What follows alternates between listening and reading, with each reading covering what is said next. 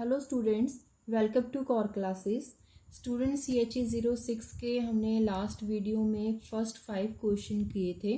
अब 6th question से start करेंगे, जिसका ए पार्ट है साइक्लो एडिशन रिएक्शंस पूछी गई हैं।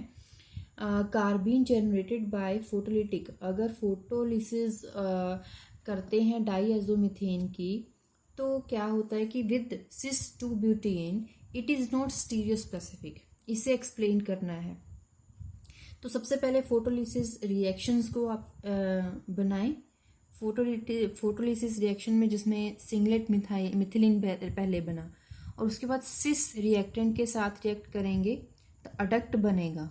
इस एडक्ट के साथ अब क्या है, triplet carbene act as diradical and add to the alkene in 2 steps. तो 2 स्टेप्स कैसे, सबसे पहले क्या होगा, जो ट्रिपलेट कार्बिन है, the addition of triplet carbene to one of the carbon of the alkene give intermediate diradical। तो इसका मतलब है जो एल्कीन है, डबल बॉन्ड के अराउंड 2 कार्बन हैं, तो उन दोनों कार्बन्स के अराउंड में से एक कार्बन के साथ ट्रिपलेट कार्बन ऐड हो जाता है। जैसे कि इस केस में दोनों की बजाय इस साइड पे अटैच हो गया है। उसके बाद जो इंटरमीडिएट है वो 2 टाइप के इंटरमीडिएट आगे देगा। मतलब यहाँ से देखिए इसका इन्वर्जन हो गया है, स्पिन इन्वर्जन।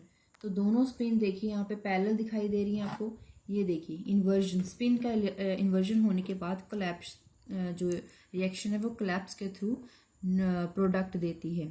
ऐसा ही अगर हम इन्वर्जन की बजाय इन्वर्जन से पहले कार्बन कार्बन बॉन्ड में अगर रोटेशन हो जाए तो प्रोडक्ट सिस के बजाय हमें ट्रांस प्रोडक्ट मिलेगा।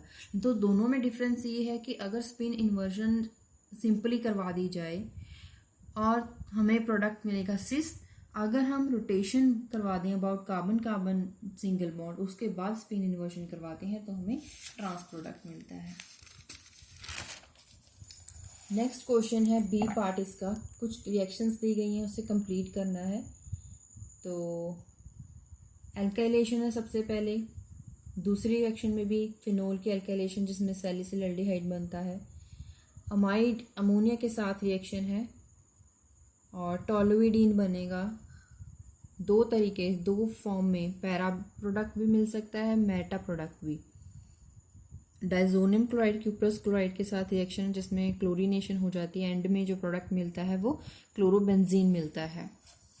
7th question FMO model use करके बताएं कि thermal condition disrotatory motion would necessary for cyclization of hexatriene और कॉनरोटेटरी फॉर हेक्साडाईन। तो इसे एक्सप्लेन करने के लिए आपको पेरिसाइक्लिक जो एडिशन रिएक्शंस हैं वो सारी इसमें एक्सप्लेन करनी होगी। और बी पार्ट में है discuss the viability of 1,3 and 1,5 hydrogen shift on the basis of orbital symmetry and geometry considerations।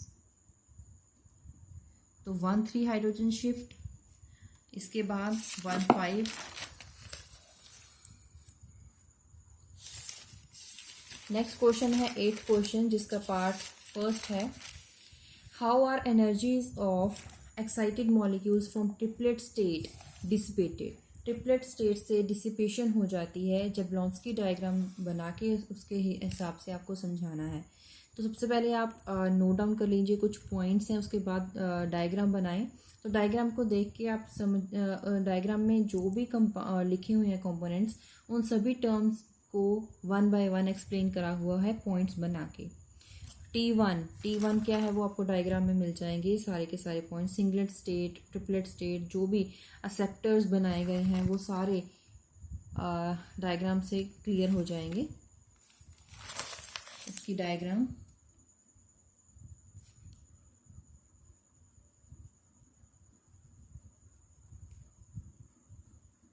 इसके बाद है next question part B. Part B में रिएक्शन जो है वो कंप्लीट करनी है और उसके साथ साथ उसका मैकेनिज्म भी देना है। तो फर्स्ट रिएक्शन है, रिएक्शन का प्रोडक्ट मिला लेकिन इसका मैकेनिज्म यहाँ से स्टार्ट होता है।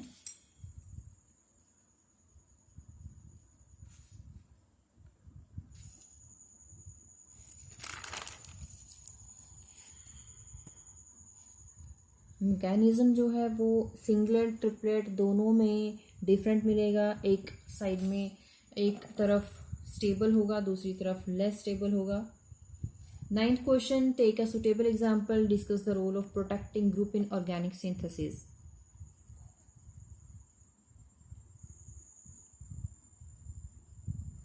इसकी वेरियस एग्जांपल्स हैं, तो उनमें से आप कोई भी चूज कर सकते हैं। मैकेनिज्म्स, नेमिंग रीअरेंजमेंट्स हैं, उनमें सबसे पहले है पिनाकोलोन रीअरेंजमेंट। तो इसमें डायोल्स बनते हैं। डायोल जिसका नाम पिनाकोल रख दिया जाता है। जिस पिनाकोलोन जो नेम है वो इन्हीं प्रोडक्ट्स के बेसिस पे लिखे गए हैं, तभी इस रीअरेंजमेंट को पिनाकोलोन रीअरेंजमेंट बोला जाता है। कर्टियस रीअरेंजमेंट अजाइड्स को लेके रिएक्शन है। NaNO2 सोडियम नाइट्राइट और HCl की प्रेजेंस में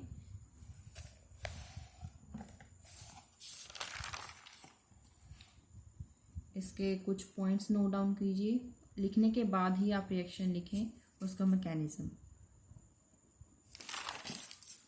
बेकमैन रीअरेंजमेंट,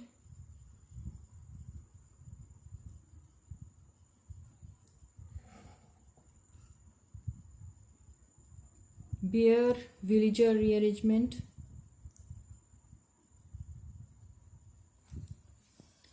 ये इसी का पार्ट है, तो एंड में आपको ये प्रोडक्ट मिलेगा। 10th क्वेश्चन, शॉर्ट नोट्स हैं, chain growth and step growth polymers.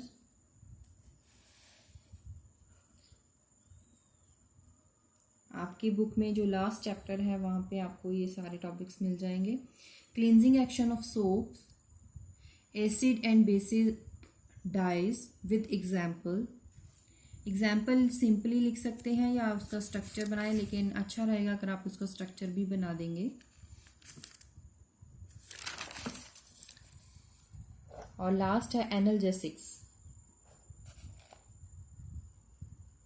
ये भी आपको लास्ट यूनिट में जो पोर्शन है लास्ट यूनिट का ड्रग्स, उसमें आपको एनाल्जेसिक्स की डेफिनेशन और एग्जांपल्स मिल जाएंगी।